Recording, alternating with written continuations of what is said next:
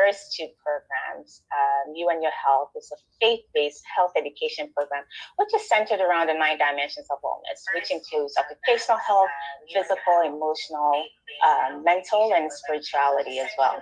So this month, we will focus on the role of occupational health, physical, emotional, and mental and spirituality.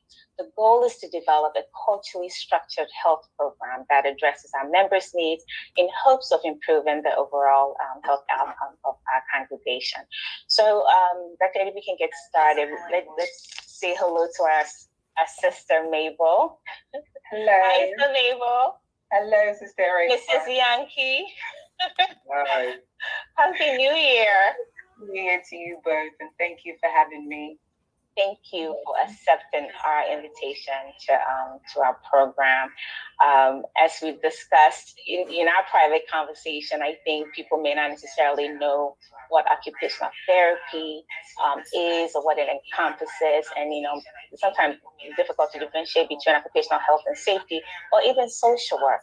So we are grateful that you're able to join us this evening and explain to us the role of occupational therapists and how the relationship between occupation, health, and wellness affect one's health. So before you get started with the presentation, I would like to tell our viewers about your extensive career.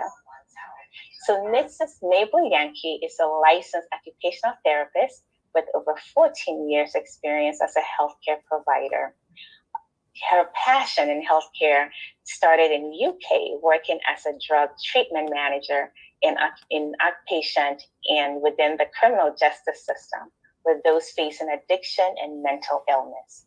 Mrs. Yankee holds a Bachelor's of Science degree in psychology and health studies from London South Bank University, where she graduated with honors, coupled with a dual Master's of Science degrees in Drug and Society, Policy and Intervention from Middlesex University, UK, and a Master's of Science in Occupational Therapy from the Howard University with advanced certifications in the field of occupational therapy. Her areas of interest, I should say, in occupational therapy include psychiatry, orthopedics, health and wellness, geriatrics, and neurology. Mrs. Yankee is a member of the Occupational Therapy Honor Society, Phi Beta Epsilon, as well as the Howard University Occupational Therapy Honor Society and the Allied Health Honor Society. Mrs. Yankee currently works as a director of rehabilitation in Kettering, Maryland. She's definitely a hard worker. As you all know, she's always doing things for the church. So we are grateful that she was able to take time out of her job, out of other church activities and her family to be with us this evening. So let us welcome back Sister Mabel. Wow, thank you so much. Thank you so much, Sister Erica. I'm honored to be here. And I just wanted to add that don't forget that our first female Black vice president is a bison too. I just wanted to throw that in there. Exactly. Those of you who don't know what a bison is, Howard University. So all my fellow bisons watching this, I just want to tell you, hate you, know.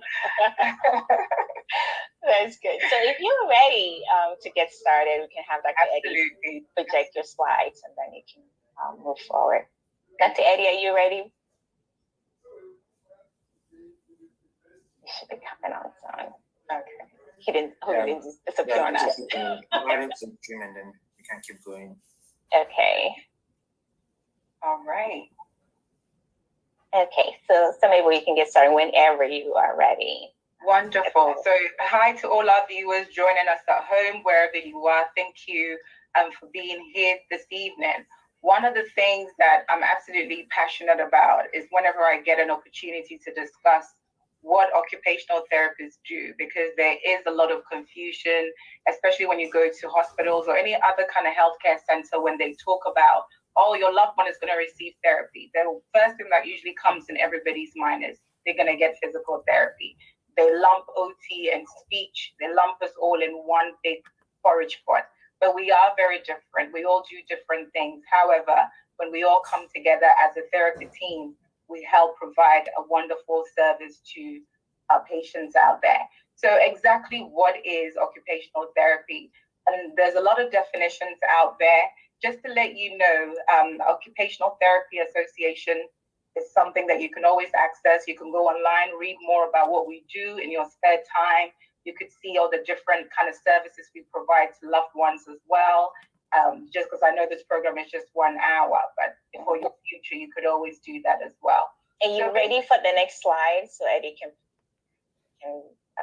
turn your slide for you? Okay, perfect. There you go. So when we talk about occupational therapy, we're really looking at the therapeutic use of everyday life activities.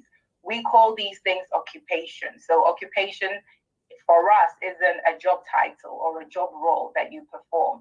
We're talking about the meaningful occupations that you occupy on a daily basis. So if you think about when you wake up in the morning till the time that you go to bed, all the different activities that you engage in during the day, those are what is called occupations.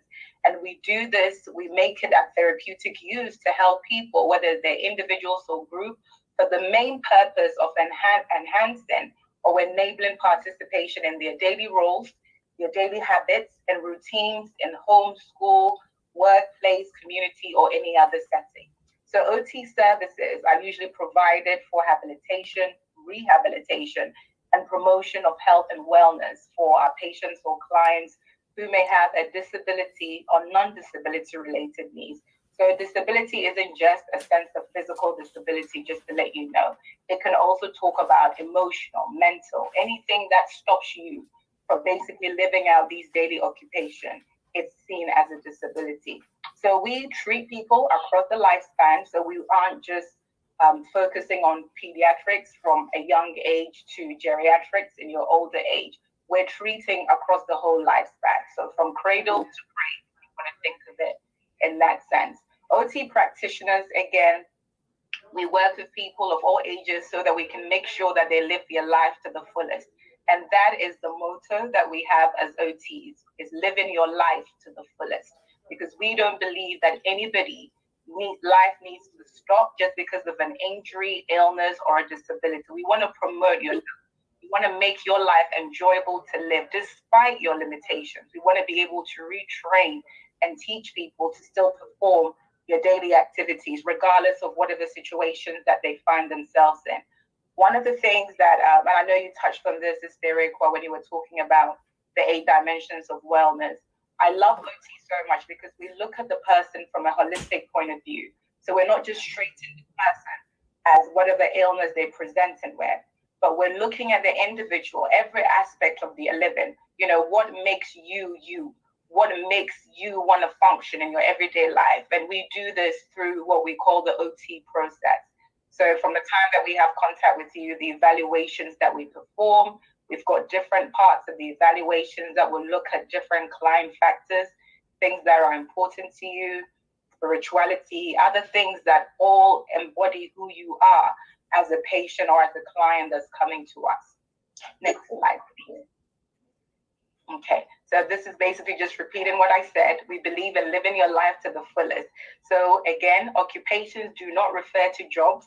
It doesn't have anything to do with occupational health and safety at work. It's to do with the meaningful activities that you engage in as an individual. We believe in the therapeutic use of these meaningful activities to help you live a more fulfilling life so you can live your life to the fullest. Okay, so on to some boring definitions, but a much needed definitions. So as you all know, the World Health Organization, like the name says, they govern everything that we do in the world to do with our health.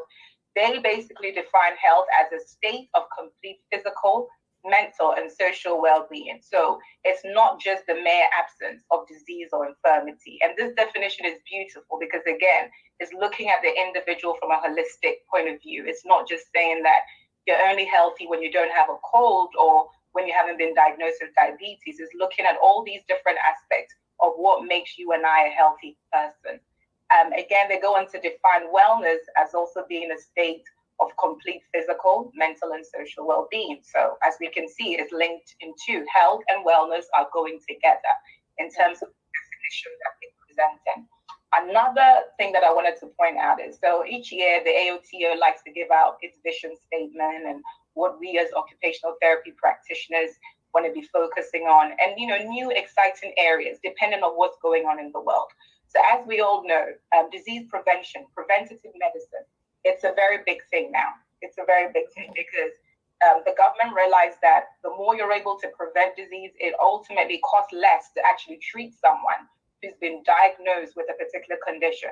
So we want to focus more on preventing any sickness. So the AOTA's main key practice area for the 21st century, one of the areas that was identified was about health and wellness.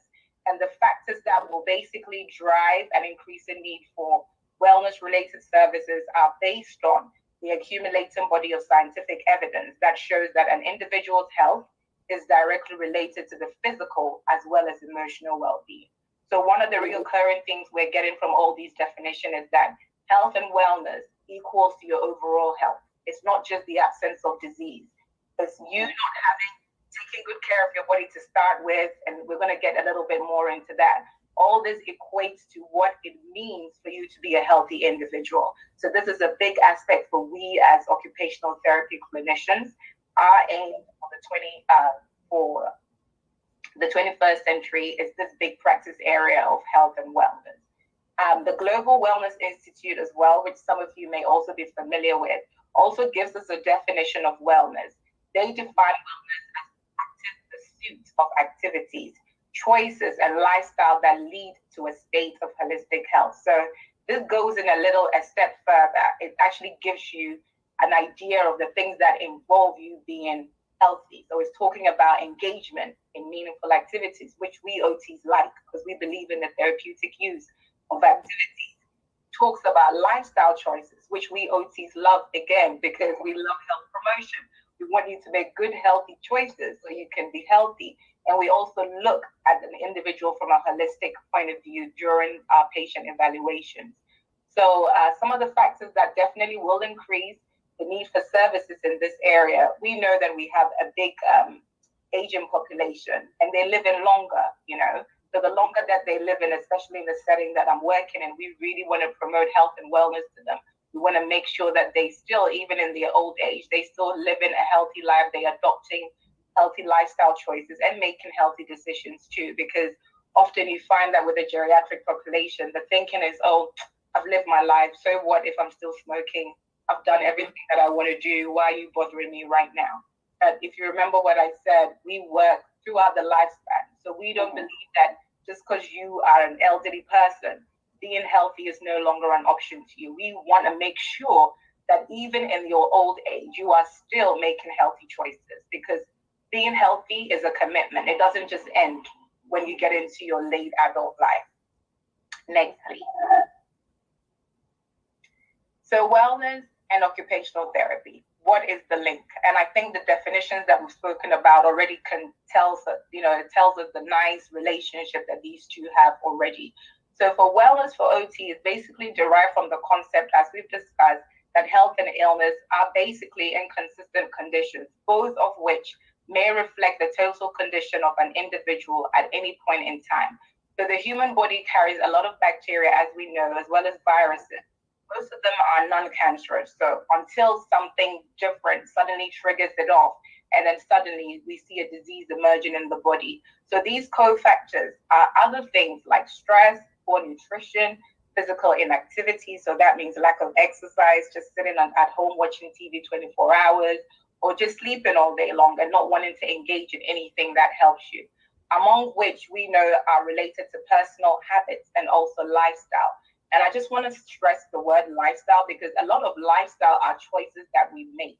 So we believe that as OTs, especially with our health promotion component, if you can change a person's attitude, if you can change a person's belief about how perhaps they perceive activity, it can help them actually become healthy.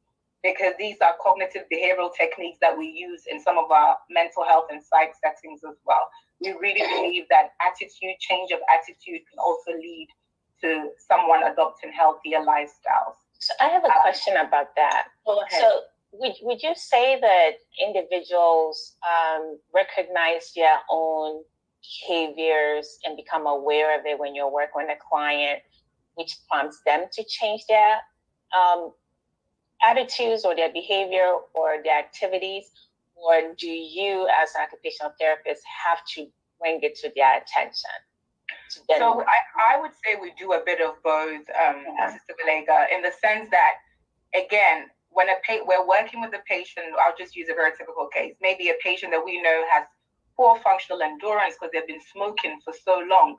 And, they are at that point where they would like to reduce the amount of cigarettes they have in a day. So we have an opportunity at that point to let this person see. You will see the benefit for yourself in reducing the amount of cigarettes you're smoking a day, if it's going to improve your overall functional endurance. Therefore, you can engage in more meaningful activities. You're not going to have that increased fatigue that you're always dealing with. You're more likely to be active and participate in more activities than what you're engaging in right now. So as you're doing the treatment sessions with that patient, the patient can see that, oh, okay, well, when I was on the TheraX bike about 2 weeks ago, I could only do 10 minutes, but within the last 2 weeks, I've been able to reduce my cigarette smoking from maybe 15 a day to now 6 a day. And now I'm able to actually cycle for 25 minutes. They can see the benefits themselves. So without evidence base to support what you've been telling that patient, they are more likely to adopt that healthier choice now of reducing their smoking. So, sometimes, as I mentioned, we get, especially in this setting, you do get the patient that it doesn't matter what you tell them. It doesn't matter what the evidence is showing. They've made up their mind. Look, I'm 80. What are you going to tell me? I've done it all. I've done it all. I really don't care about reducing the amount of cigarettes I smoke a day. I just want to live my life and die a happy person. What's left of it, So it's very, very hard sometimes. But that behavioral change is often a process, and they're not willing to participate in that process. But again, it doesn't stop us as therapists to keep stressing to them and keep educating them, to let them know that, your health is really your wealth, as they say. You may have engaged in unhealthy behaviors when you were younger, but now look at the kind of effects it's also had on your health. You've had a triple bypass because of all of this, and then you can try to let them see that perhaps you may not be ready now, but just start thinking about the possibility. Even if you just have a few years left to live, why don't you make that quality years ahead of you? Yeah. Thank you. Okay. So again, I know we've mentioned a little bit about the health promotion aspect, but it's important for us to all understand. I know I touched a little bit on it. With the health promotion, for we OTs, it comes in so many ways. So it's not just in OT month, which is the month of April, that we kind of stand behind the table and give our flyers to people. No, we do it with every single person that we come across in terms of our evaluation. So that very first contact you have with your patient, where you do a thorough occupational therapy evaluation, you get to see what the problem is, you highlight the deficit, and as you're highlighting the deficit, right there, you get presented with an opportunity to do health promotion to them. So we take that opportunity and we want to help these people that have better increase and control, and also increase the kind of quality activities that they're doing. Because don't forget that we promote the therapeutic use of everyday activity. So the patient's difficulty that they're now presenting with is, I'm not able to dress myself because I can barely even roll out of bed and sit at the edge of the bed.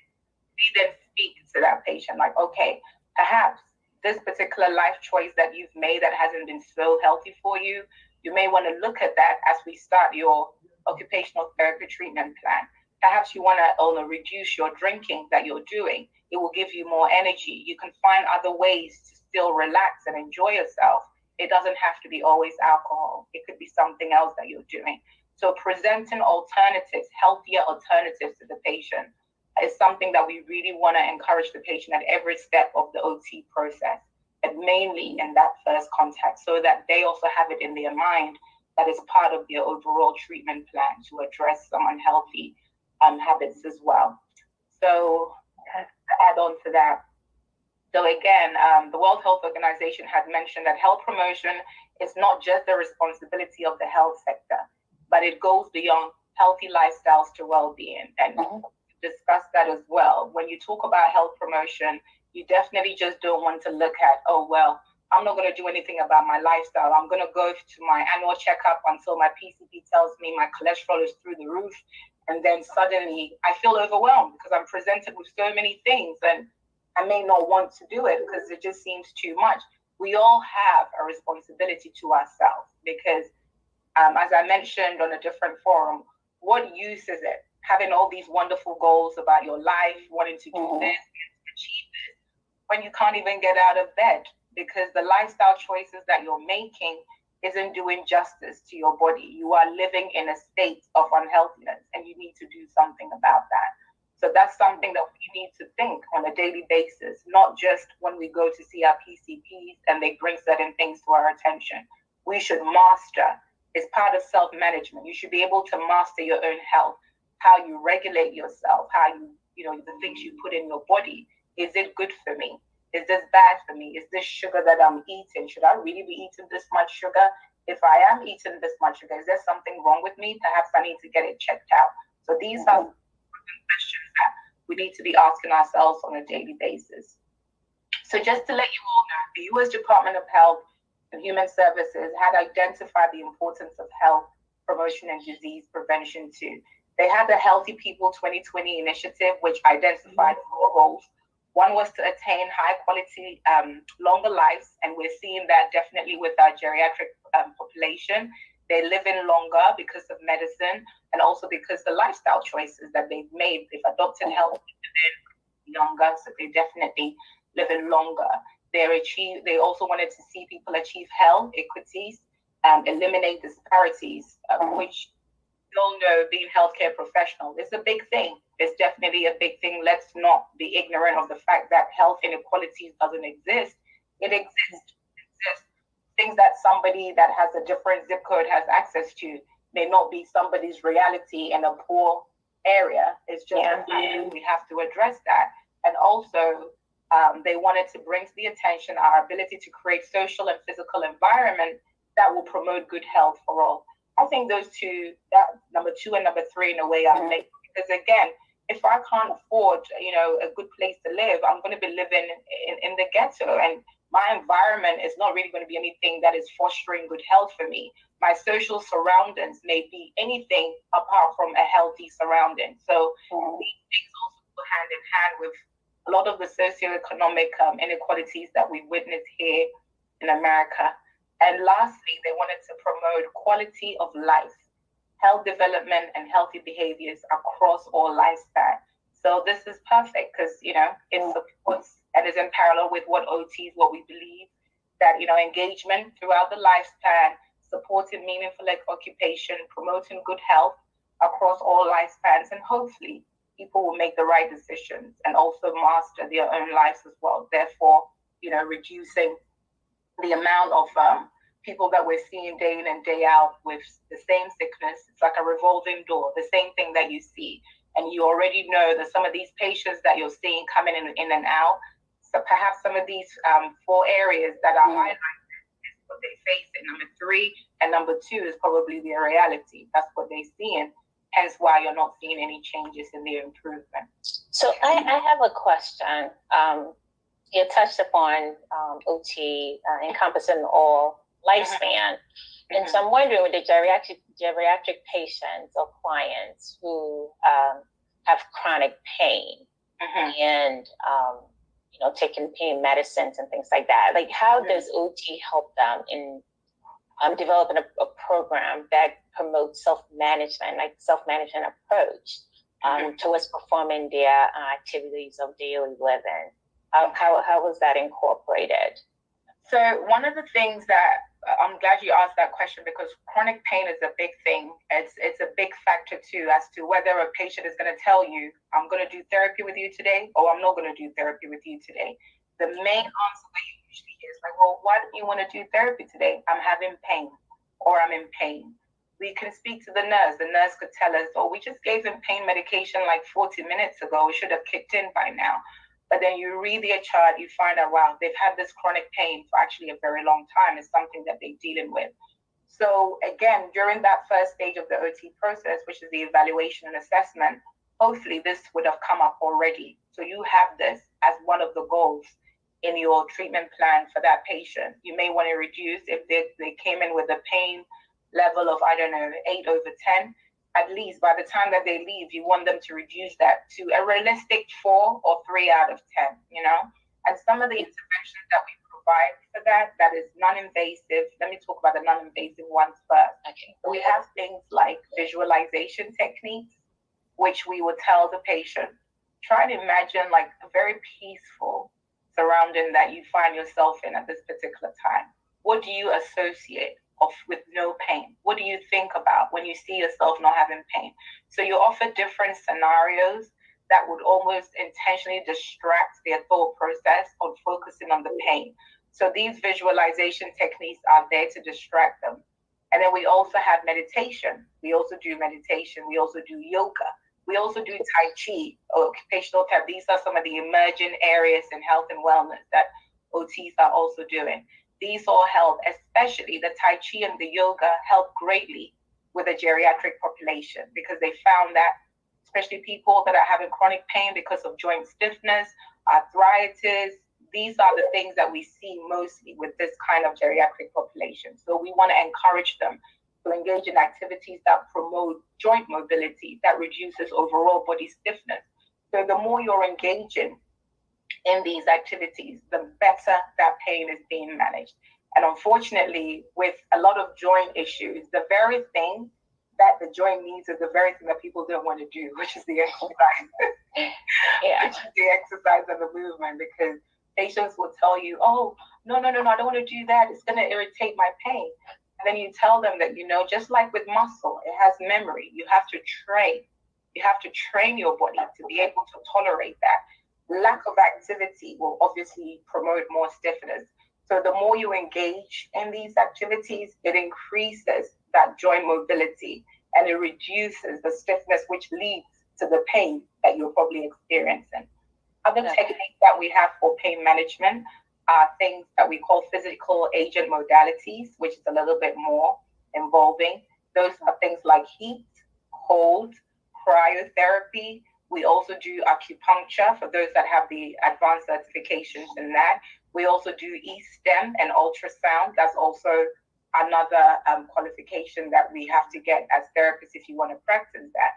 And we also do things like ultrasound for those who have a lot of chronic pain in their hands. We do a lot of paraffin baths. When they come, we do a lot of contrast baths as well, which is alternating between hot water, cold water, because that also helps to improve your pain. So those are some of the things that we do, both non-invasive and other ones that are a little bit more invasive. Okay, do you also provide, let's say, palliative care as well? Absolutely.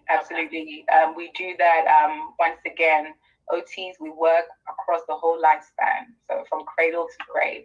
The palliative care is be in the skilled nursing or assisted living, wherever the geriatric population can be found, that we provide. It tends to focus more on what is meaningful to that patient at that end of life.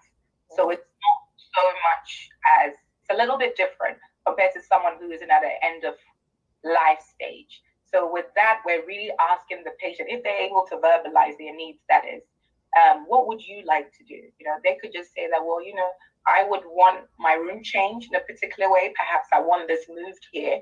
So we're looking at the context that the person is in, spending their last few years or months comfortable. And then we want to make sure that they're comfortable. I've had the opportunity of doing a lot of home assessments where a patient may say, well, I actually want to move my bedroom downstairs now. I want to be more like interacting with my environment. Being upstairs makes me feel like I'm not part of anything. So bring me to the lower floor. And then they may tell you, I want this flower here. I want this piece of thing here. And what we also do at the end of life stages is we provide a lot of caregiver training for their loved ones that are always around them. So how to handle them, how to move them, how to position them comfortably in a way that they're out of pain or in a way that helps them to breathe better. We may teach them about gentle massages, deep pressure, just so many different things that for that patient at that time is important to them. And then we want to look at, well, The patient still wants to engage in this, but then they have decreased endurance. How can we still let them participate in some of these things without feeling like, oh, it's no use? We still want them to feel like they're still able to do something. So we're That's very good to know, because typically you would think of end of life care or coordination in terms of social work, but not necessarily occupational therapy. So that's very good to know. Thank you. You're welcome. You're welcome. Next slide, please. Okay. So once again, I know we spoke about the 8 dimensions of wellness, and I'm happy that your program actually focuses on that 8 dimensions of wellness. I think it's important. So with the 8 dimensions of wellness that Solbrick basically talks about, we can see that it's holistic in every sense. When you talk about someone being balanced, these are the things that person should be taken into consideration, and they should be balanced in all those areas, because that is the definition of wellness. It's not just us saying we're just going to focus on just the physical alone. So I'm just going to make sure that I don't have any colds. No, because even with just the physical aspect, it just has so many things tied to it. We want to look at your diet. We want to look at your nutrition, your sleep pattern. Are you resting? What do you do in terms of exercise and other things that, you know, are part of this dimension? So even with each of those different 8 dimensions, there are sub-dimensions that we as OTs look when it comes to the intervention that we want to provide to our clients. So usually at that first contact, that is during the evaluation and assessment, we want to ask them, you know, like, what are your hobbies? What are the things that you like to engage in? Do you have something that you do on a weekly basis that you're committed to that now you're not able to? So this is after we've gotten the main occupations that they engage in, their ADLs, their activities of daily living. We have another section too, which talks about something called instrumental activities of daily living. So the instrumental activities of daily living isn't the basic bathing, dressing, eating, sleeping, and being able to feed yourself. Those are looking at other things like grocery shopping, money management, other things that involves like social aspects to it, you know. I don't know, you being able to drive a car, you know, transportation, mobility. These are all the things that encompasses instrumental activities of daily living. Perhaps you have another role. You're not just a mother, you're a grandmother too. You play other family roles. You're a caregiver. There's so many things that are involved in that. So when we're doing that evaluation, we're looking at if any of these IAPLs, if you have a breakdown in them, how is that impacting your wellness? So it could be an environmental issue. It could be something that the environment is impacted. Perhaps they've been relocated because of a flood or something. They're not able to do the things that they were doing before because they were maybe working in their basement. That was their office. But now they find themselves in a shelter and they don't know what to do because now their income, their financial wellness aspect too, has also been impacted. So there's all these different things. So we occupational therapists will look at that because we wanted everything that we do, the goals that we set is all client-centered, is client-driven. So it's not me telling you, oh, I think you need to lose 10 pounds. That's your goal for being here. No, the actual patient or client needs to tell us that, look, you're my therapist. This is my goal. So we have something in our OT treatment session which says, what is the patient's goal? Number one, people always say, I want to return back to my prior level of function. So if I was somebody that was completely independent in everything that I was doing, and suddenly I've been impacted by this huge depression. I don't even want to say physical disability because we always think physical, but we deal with a lot of emotional and mental disabilities now that people don't see. It's not the obvious one. You know, it's like a hidden disability almost. You don't see it outwards. You don't see that someone that's going through depression has lost their arm or their leg and may need prosthesis. That's even worse. Those are difficult to even treat. So the person is telling you, I want to be able to go back to being that fun-loving person where I was always around my friends. I was engaging in things. I had hobbies. And now I have nothing. I'm not engaging in any meaningful activity. My life is just this huge balloon of darkness that I'm in. So you get to hear those kind of things more in a psych setting as an OT. And what you want to do is you want to structure an occupational therapy treatment plan that is addressing all these different wellness dimensions that are coming out of the evaluation, are coming out of the deficits that you're picking up from your patient as you're doing that evaluation. This is the reason why for we OTs, evaluation isn't so much robotic like checklist. Yes, we have our format, but we want to make it conversational. We want to make it more client-centered. We want the patient to feel very relaxed so they can really tell you what their ultimate achievement for coming to OT is. What do they really want to get out? Because often when people are on edge and they're not relaxed and they're not themselves, you're not actually going to get a true picture. You're not going to get a true picture. You get a kind of skewed, plan of care that you're hoping that the patient will be okay in the end, only for you to get to almost like 2 or 3 weeks before discharge. And then suddenly the social worker is coming to tell you, oh, Mr. So-and-so, I heard yesterday that he tried to kill himself. And you're like, what? How did that happen? He was doing so great in therapy. I can't say the amount of times we say that. How did he fall? He was doing so great in therapy. That's all we hear in the morning clinical meeting. Therapy. I thought you guys said this guy could walk. Why is he falling? So I have a question. Do you, and I know that your current setting is a rehab facility and therefore is inpatient, but typically if someone, a client who's outpatient, wants to seek OT therapy, would they be able to obtain those services? Absolutely. Okay. Because I asked that because obviously, one's environment affects your overall well-being. And the challenges in our work life, we spend a lot of time at work, right? So the challenges in our work life can impact our health and our well-being as well. And so I was wondering whether OT take into account how interprofessional collaboration can impact one's health and their quality of life as well, particularly, outpatient, not necessarily inpatient. Okay, so you're basically asking if the different disciplines interact and helps people that come to outpatient. Yes. Yeah, definitely it does. It does because I think one of the good things that we as healthcare professionals fail to even realize sometimes is it doesn't always have to feel like you're the only one. We have other disciplines. Perhaps you don't really need OT. Maybe what you need to do is you need a psychiatrist rather. Yes, I may be able to help you in the mental health aspect, but perhaps what you're presenting with is something that may need medication. There's no harm you getting OT, but in addition to something else, you could do better. So we have to be able to recognize, and I'll give you an example. In an outpatient setting, you can have access to OT, PT, and speech. Your doctor, all you need is just a referral. And I hear that even in some states, such as California, you don't need a referral. You could actually just go and see a PT. I'm not sure about the OT yet, but I know that for PTs, you could definitely just walk into an outpatient and you can get treated for that.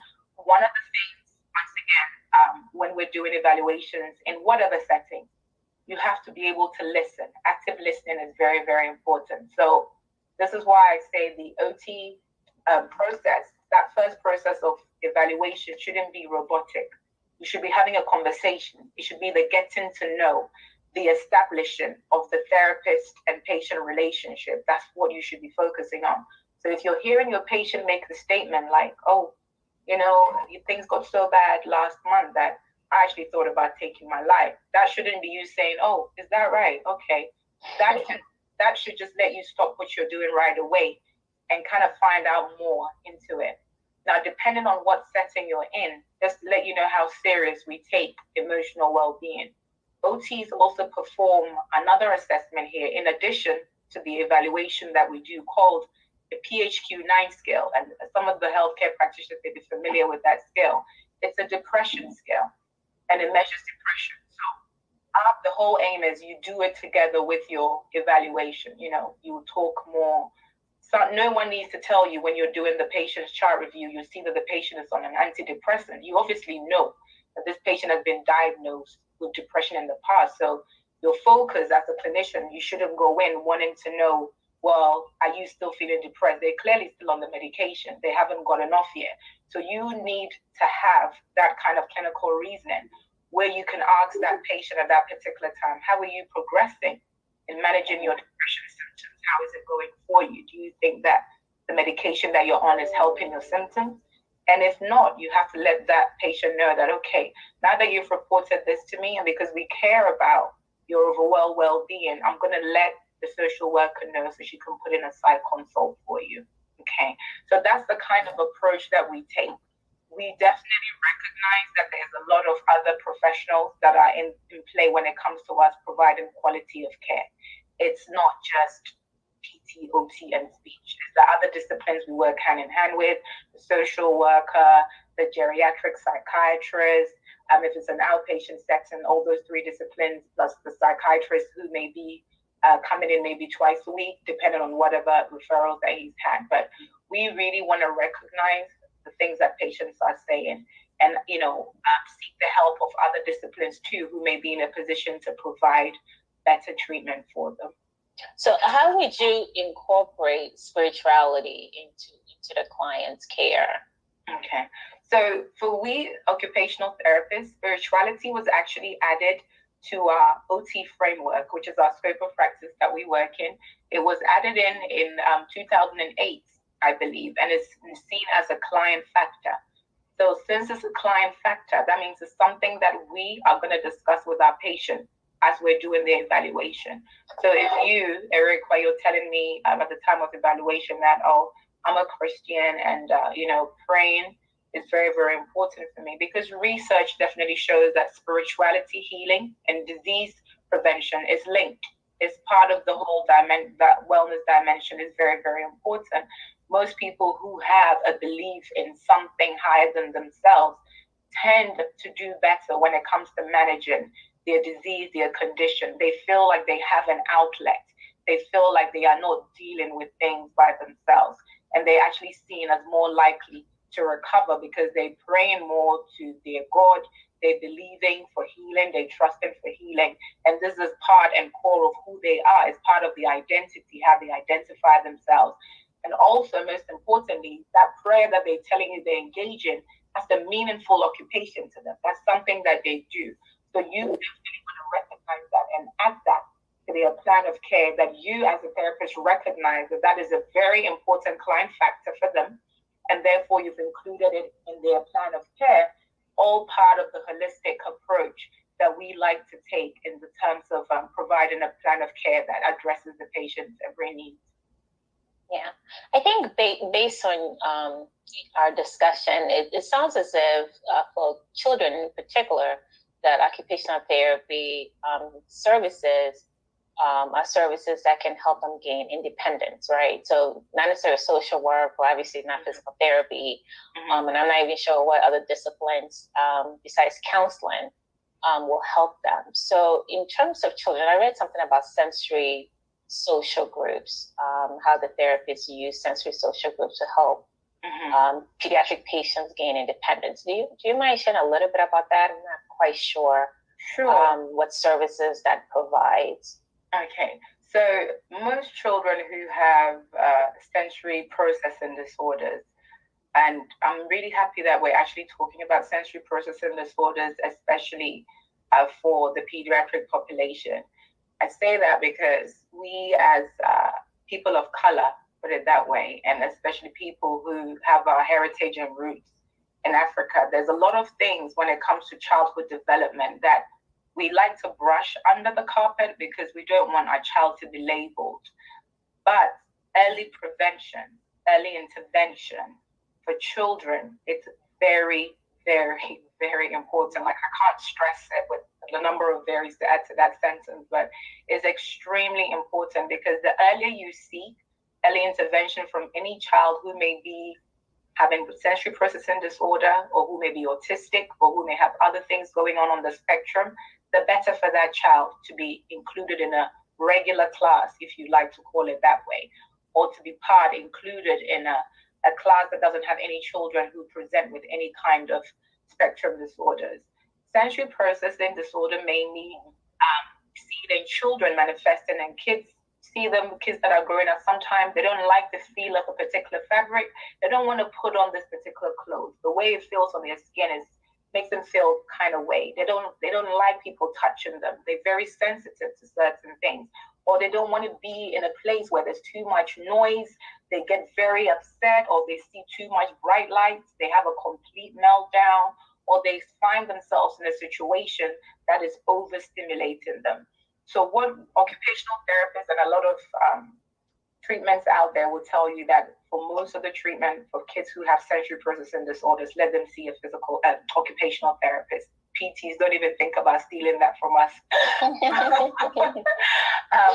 the main way that we work with kids with sensory processing disorders, it depends. So we have kids who are sensitive to too much stimulation. Okay, so for them, they need to be having interventions that regulate, or whether too much stimulation or too little stimulation, both need to be regulated, put it that way.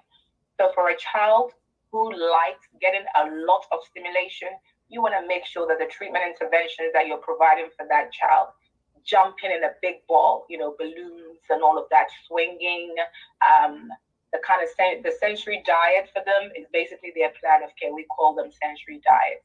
So for the child who is overly stimulated, easily stimulated, you want to look at how you can regulate that.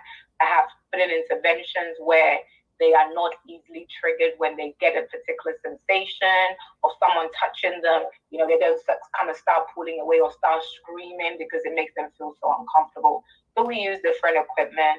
We have, if you ever go to a sensory lab, it's like a room that has different sensory objects.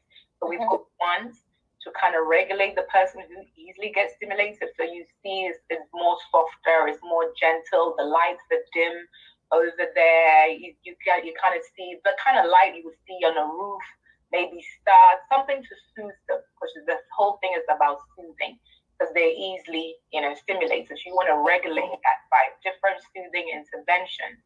We also have kids that perhaps they need more stimulation. So when you go to that kind of gym, you're going to see a lot of swinging. You're going to see a lot of big balls, tiny balls that they can throw around. It's often a padded room as well. They can jump, bump themselves here, do that. So they believe that coupled with activity, physical activity, helps to regulate some of these sensory processing disorders that we see in kids. So the type of sensory diet that child is put on, ultimately we do see results. And I have to say that the jury is still out there. Scientists are still trying to figure out the kind of interventions that OT provide for kids with sensory processing disorders, is it really working? I think you're referring them to us, so there's something that we're definitely doing. I'm sure somebody's doing research on that. That would be good information to know. Okay, thank you. You're welcome. I'm not going to interrupt again. Okay, we can skip this because we spoke about that. And the only thing I wanted to mention, especially with this slide, is just remember that it's not as simple as, I'll just take financial satisfaction with your current and future financial situation. It has a lot of interlinked things. So my financial may be dependent on my social. It could also be dependent on my environment. So we like to remember these things as OTs, especially when it pertains to health and wellness, that it's not so simple for someone.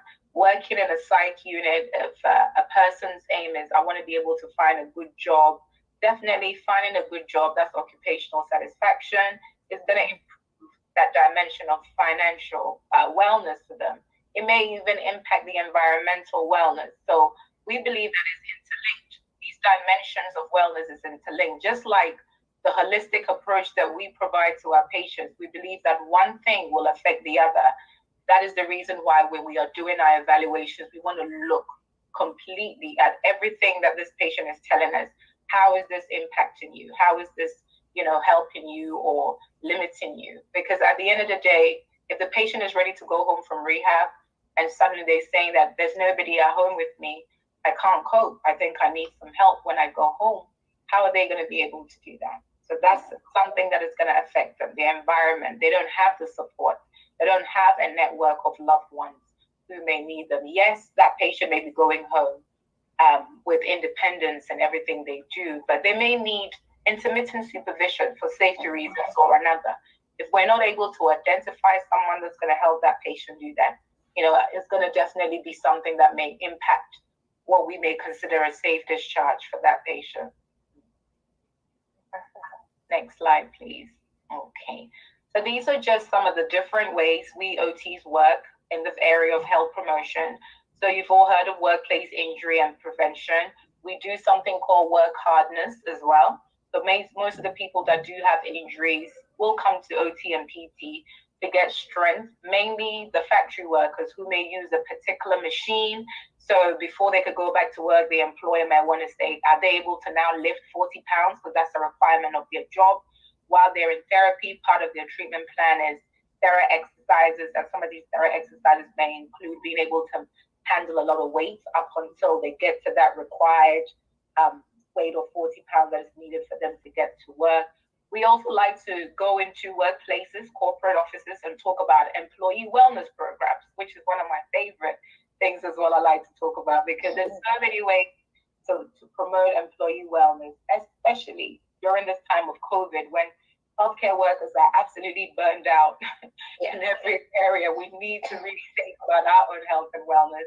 So one of the ideas that I was discussing here with our administrator just before Christmas was, why don't we, in the spring, we can actually invite, I can have some of the therapists do it, we can provide like a 5-minute therapeutic massage to all our workers during lunch break, and then we can change that during the evening shift, afternoon shift, when the nurses change, we offer all of that. These are things that help, just that 5 minutes of not doing anything, entering a room where some peaceful music is being played, and just being given a nice therapeutic massage. It just makes the person feel good. It makes them feel like they are valued by the employer, So these are some of the things that we like to also promote in the workplace for employers to kind of bear in mind.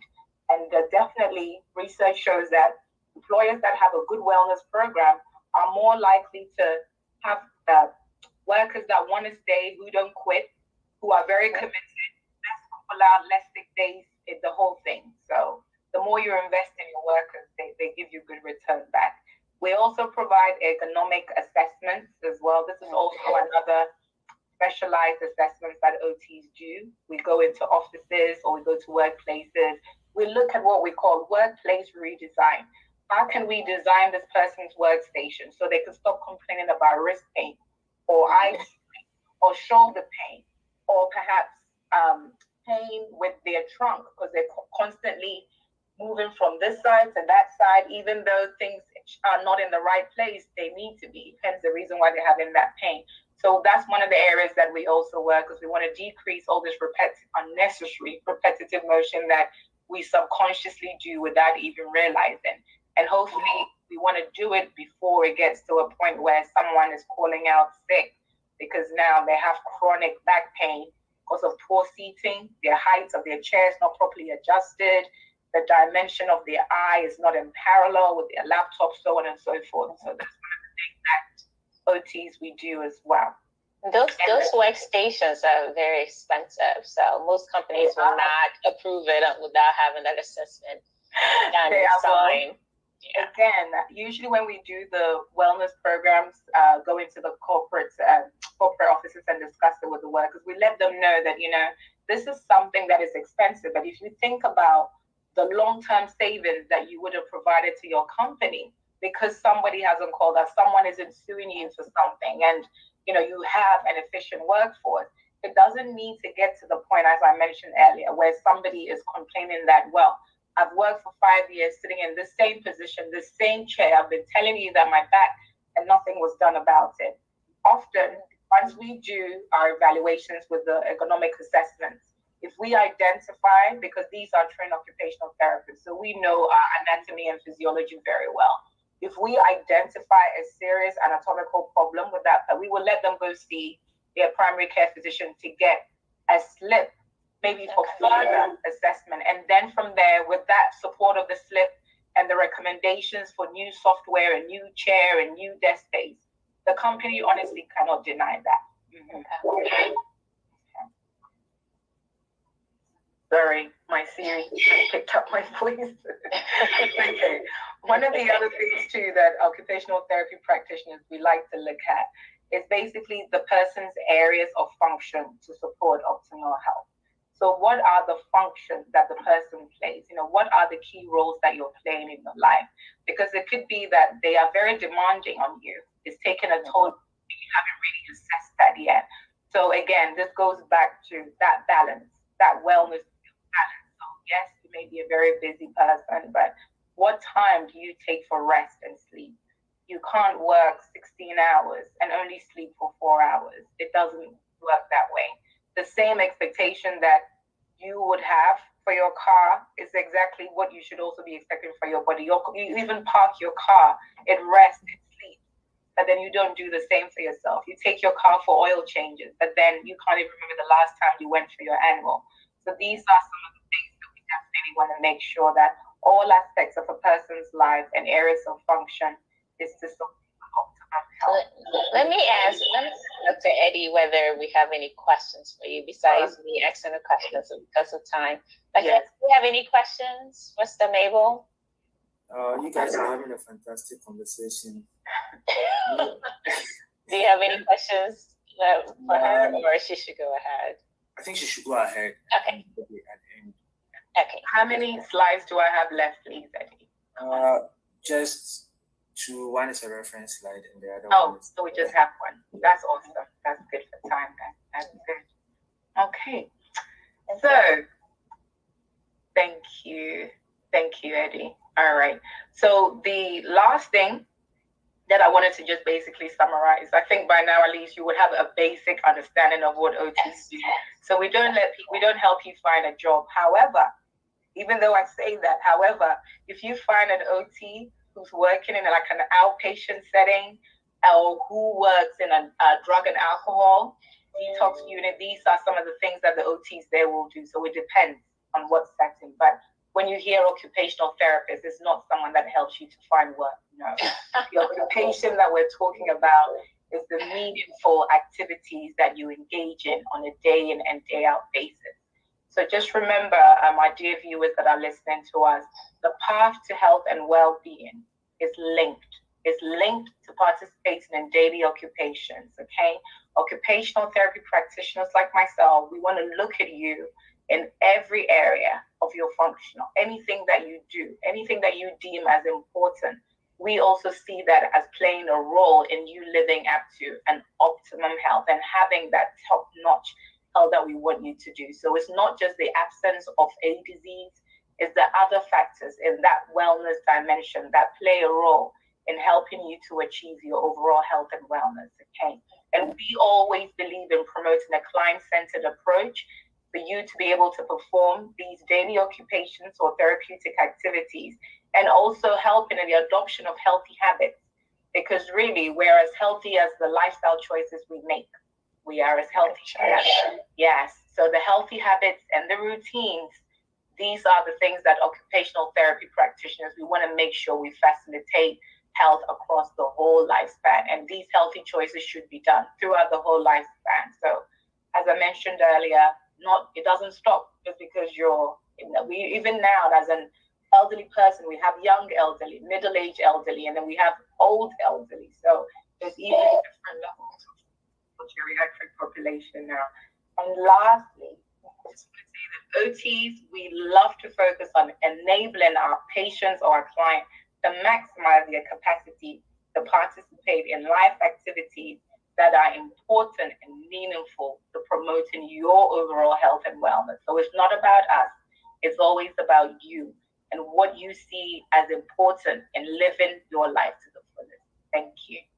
Thank you, Mr. Mabel. This has been an excellent presentation. Dr. Eddie, I just want to make sure we don't have any questions lingering before we let Mr. Mabel go. But do you have questions yourself? Do I have questions? You do. I heard that you mentioned earlier that he likes sleeping, and I think I touched on it. I did mention, I said, you definitely want to engage in good activities. So rest is good. It's part of the physical dimension, but don't do too much of it. We need you to be active, like exercise and workout. That's good too. Yeah. So my question was, we are being asked not to live a sedentary lives, but in these COVID times, it looks like most of our things have been working from home and watching the TVs and watching your computer screen and doing everything behind your computer, sitting all day. I mean, those times, I thought work was boring, but I realized that it's good to see people around, chat with people, go for a walk, go for a coffee. So, I mean, all that is happening. What do you think? What advice do you have to give with all that is happening here? So I think the good thing is at least some of the gyms are now open. If you're brave enough to enter that environment, it's good for you. If not, do what I do: set up your gym in your basement, have a routine. And I mentioned this on another show that we have on Facebook as well. What I say is start small, because for a lot of us, trying to come out of this sedentary lifestyle is probably new. We were never active people anyway. So how can I still make sure that I am being healthy? I am promoting and taking charge of my own health. Well, why don't you just start small? Because when we start small, it's more achievable. It's more achievable. So you don't need to run the treadmill for 1 hour. No one's going to give you a medal for that anyway. So why don't you do it like 15 minutes or 10 minutes? Or just go for a brisk walk at nighttime. Just go for a quick walk and come back. Your heart will thank you for that. And while you're making these small adjustments as well, be mindful with your diet. So there's no point doing all these exercises if you're still going to have fried chicken every night. It's not going to help you. It really is not going to help you. He's always eating kinky. Eddie's always eating kinky, by the way. You ask him, how are you? And he goes, I ate my kinky. Well, I think whether it's kinky or fried chicken, we don't want our diet to be one-sided. We want our diet to be a colorful plate. We see some greens, we see some yellows, we see some reds.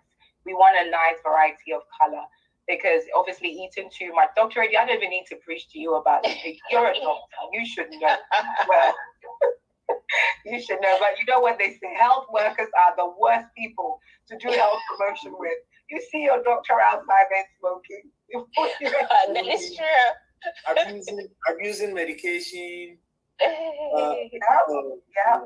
Yeah, absolutely. But at least with the medication thing, it's really being regulated now. Anytime you prescribe a narcotic, I think your name gets flagged. So they are watching people on that. But definitely from what Dr. Eddie said, I would advise our viewers, start small, because if you start too big, it's not realistic. You're not likely to stick to it. You start small, you know that you may say, okay, well, I like my meat, but perhaps just 2 days a week, I will eat fish instead. I won't eat meat all the time. Or perhaps I'm not going to eat kinky 5 times in a week. I will have a different option. I'll have quinoa and I'll have kinky on Fridays and Saturdays as a reward to myself for working hard. So you want to alternate. You just really want to alternate between the quinoa and your wachi or your jollof. Well, thank you so much, Mabel. I think based on the comment, our viewers and members of our church gain a lot of information regarding this discussion, and now have a better understanding of what occupational health encompasses, especially on how health, environment, occupational performance have a whole dynamic influences on quality of life and wellness. So we certainly appreciate you coming on our program, and we hope that you come on soon. We hope you come on soon. Say it again, Eddie. So looking forward to see her again. Yes, we look forward to seeing you. Sorry, I didn't catch that. Are you guys asking me to come back again? Of course, we asked. Well, yeah. But we finished the slides. well, you're gonna have to develop another one about another topic. Maybe a core performance of something that you do. I think someone asked a question about what about Tai Chi and dancing? Absolutely. Dancing of any type is good, because we want your body to be moving. I'm not saying that, you've never done before, start breakdancing. Obviously, you need to apply a level of reality to it. So just anything that encourages joint movement, joint mobility, you want to do. And I mentioned earlier that Tai Chi and yoga is very good for the geriatric population, because it's a gentle kind of movement, but you're still stretching. So it doesn't require a lot of energy expenditure. You can stop at any time. You can restart at any time. So you definitely want to engage in those kind of age-appropriate exercises.